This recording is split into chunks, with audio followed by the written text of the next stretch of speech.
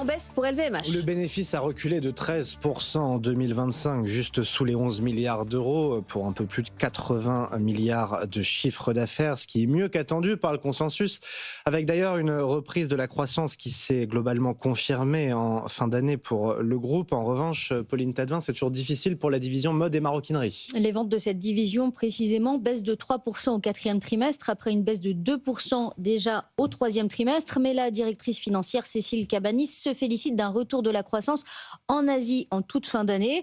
Bernard Arnault, lui, ne s'est pas attardé sur les chiffres de cette division. Il s'est plutôt félicité du succès des défilés Dior et Vuitton ces derniers jours. Il place beaucoup d'espoir dans la créativité pour faire redécoller les ventes de cette division. Autre chiffre qui était très attendu par les investisseurs, celui de la division vins et spiritueux. Les ventes baissent de 9% au quatrième trimestre, plombées par les ventes de spiritueux, notamment le cognac. La demande est faible aux États-Unis. La seule catégorie qui progresse là-bas, ce sont les petites canettes de prêt-à-boire à 3,50 $, a dit le patron de cette division.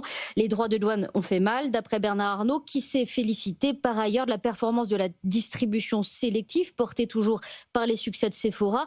Il a parlé au global de résultats solides malgré le contexte et il se dit optimiste à moyen terme. Alors quand même sur 2026, prudence. Ça ne va pas être simple non plus, a dit Bernard Arnault. Il a parlé de l'impact des taux de change qui a joué l'année dernière et ça ne va pas s'améliorer cette année, d'après lui. Et puis bien sûr, il a évoqué le contexte international, mais aussi le contexte national. Et Bernard Arnault a une nouvelle fois déploré la politique fiscale de la France.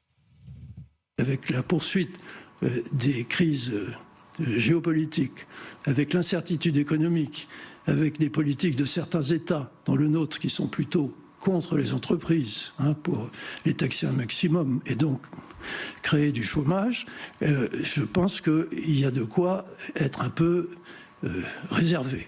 Et donc on va appliquer la même technique qu'en 2025, c'est-à-dire qu'on va créer de très beaux produits, on va essayer de les vendre dans le monde entier, on va ouvrir de belles boutiques et on va gérer au plus près.